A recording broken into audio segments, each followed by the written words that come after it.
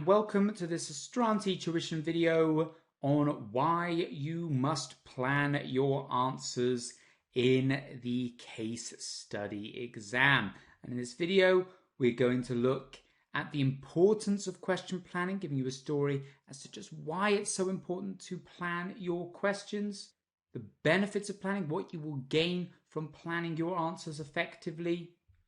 Look at how this will help you identify the specific requirements that you need, the clear structure it will provide you for your answer that will keep you focused, how to use theory appropriately in a way that will allow you to add weight and depth to your answers, how you can apply it to the pre-seen and the unseen scenario, how you can manage your time more effectively, and to stop you waffling. And by the end of this video, I would hope that you'd have a good idea of why you must plan your answers and also have a bit more of an idea of how you can plan your answers. And this will serve as a lead up into the next video where we talk through the 9-step planning process that we teach here at Astranti. So I'm going to start by looking at the importance of question planning using a story of a student. And this student was a very, very bright student. They knew the theory like the back of their hand. They were really, really good. And as a result of that, they felt that they didn't need to plan. I know all the theory. I know how to answer these questions. It's fine. I'll get on and just write my answers. I don't need to worry about wasting time planning. And this is an attitude that a lot of students have. But unfortunately for this student, despite knowing all the content, despite being very confident that they knew everything that they needed to know and that they didn't have to plan, their answer, once they submitted it, was full of issues. There was no clear structure to it.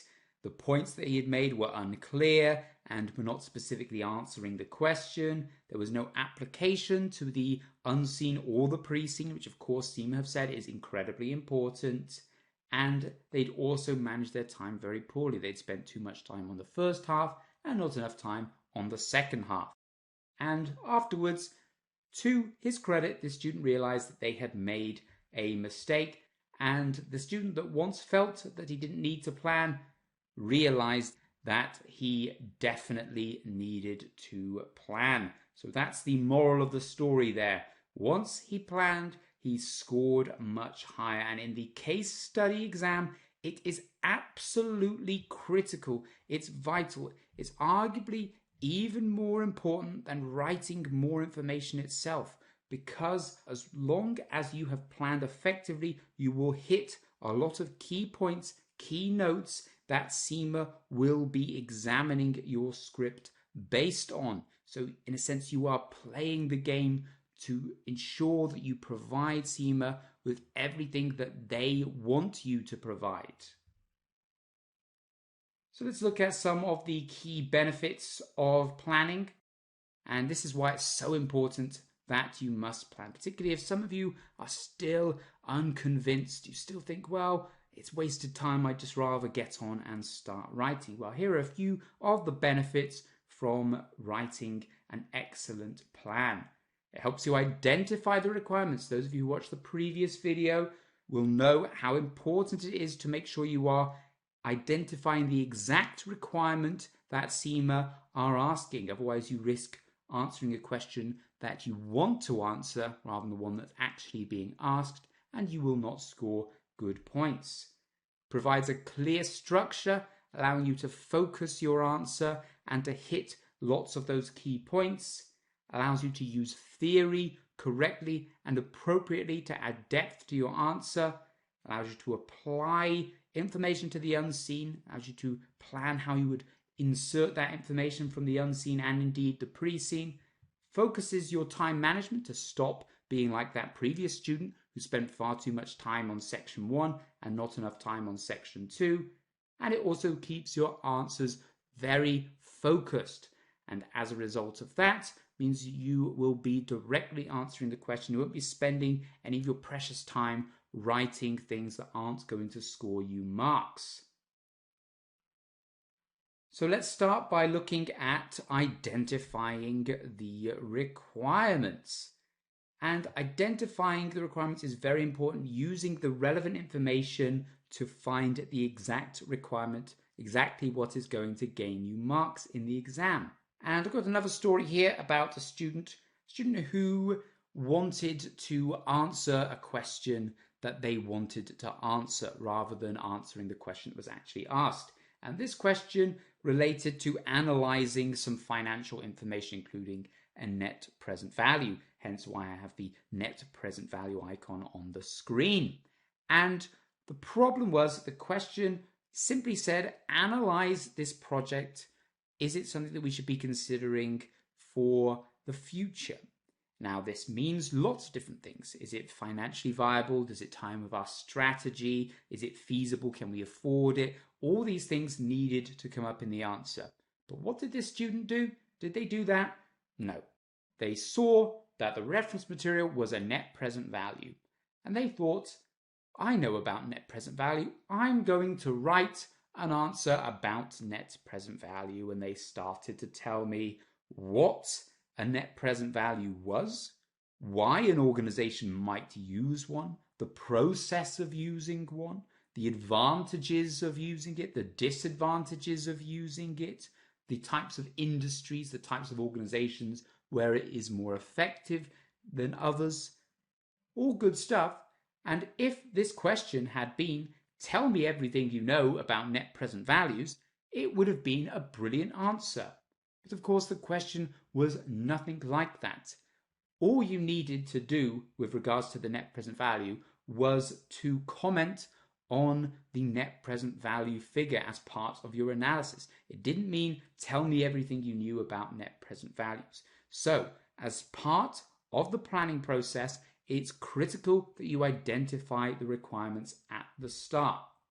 And it's a two-stage approach where you are identifying the requirements and also applying it to the scenario. So for each point that you bring up, talk about how it relates to the scenario and talk about how it relates to the specific question that you are answering. And if you do this, it will stop you from merging all your answers together, thus creating confusion when the marker is analyzing it. They have to really dig into what you're saying to try and pick out the specific marks, whereas if you keep it split up, they can easily isolate each part and provide it with a mark. And it also keeps you focused, because when you have planned effectively, when you have got your requirements there, you know that when you are writing your answer, you are writing to that particular header, to that particular requirement. And if something you are writing is not relevant to that, you know you're writing the wrong thing. So on to the next advantage of planning now is allowing you to create a clear structure. And creating a clear structure allows you to break the answer down by the different marks, allocate those marks effectively, manage your time, and make sure you are making enough points. If you've got a question that is going to be 30 marks or something in that range, then you know that ideally you need to be making about 30 different points. And 15 points if you break it down by the two-step approach of one paragraph identifying and explaining and another part applying. So let's use an example then of a 1-hour question in the case study exam, and there are 33 marks for it. So how do we break this down? Is it simply 11 marks for 3 sections? Or is it 16.5 marks for 2 sections? Who knows? But in the CIMA exam, they will give you an estimated breakdown by percentage. So perhaps you'll be given 3 subtasks, 60, 20, 20. So you're spending 60% of your time on the first subtask and 20% on the second and third ones. And multiply these by that 33 marks, and that gives you roughly 19 marks, 7 marks, and 7 marks. And ideally, you should be writing 1 paragraph for each mark. So let's see how this would work, bearing in mind that it is not an exact science, and it's not imperative that you identify things exactly. If, for example, in this one you had ended up with 27 and 6, or you had ended up with 21, 6 and 6, it would still be all right. So thank you for watching this video. I hope you have enjoyed it, and more importantly, you have found it useful. I'd like to finish by just telling you a few things about the products that we produce here at Astranti and the ones that are part of our course. So these materials can all be purchased as part of the course or purchased individually. So we have our study text. We have 3 study texts for all the objective test exams. So 3 study texts for E1, P1, F2, F3, etc. But we also have the study text specifically for the case study exams, split into 2 parts. The first is about how to approach the exam, how to analyze the information, how to plan your answers, how to write your answers, and also the second part, which looks at the key theories from the objective test levels that are relevant to the particular case study. So if you are looking at P2, F2, E2 for the management exam, F3, P3, E3 for the strategic case study exam, and so on. We have our course videos, which look at how to plan your answers, how to manage your time effectively. These are the key reasons why people fail the exam. We have our pre-scene analysis, which looks at the pre-scene in a lot of depth, applies key information to that, and also concludes with the strategic analysis, where we look at the various different models in the CIMA syllabus and apply them to the case, and also the top 10 most likely issues to arise in your exam. Generally, we have a 70 to 80% accuracy rate on our top 10 issues. Our industry pack, which details in great depth the history and the current contemporary issues within the particular industry that the pre-scene is based on. We also have 20 to 25 industry examples that you can use within your answers. We have mock exams that can be purchased with or without marking and feedback, where you can get some real exam practice in, look for the kinds of things that the examiner is going to bring up in the exam, and also get marking and feedback from expert markers who have marked for CIMA and for us for many years, who know exactly the kinds of things that the examiner is looking for, exactly the kinds of mistakes that students often make, and can provide lots of detailed feedback to ensure that you improve on your performance.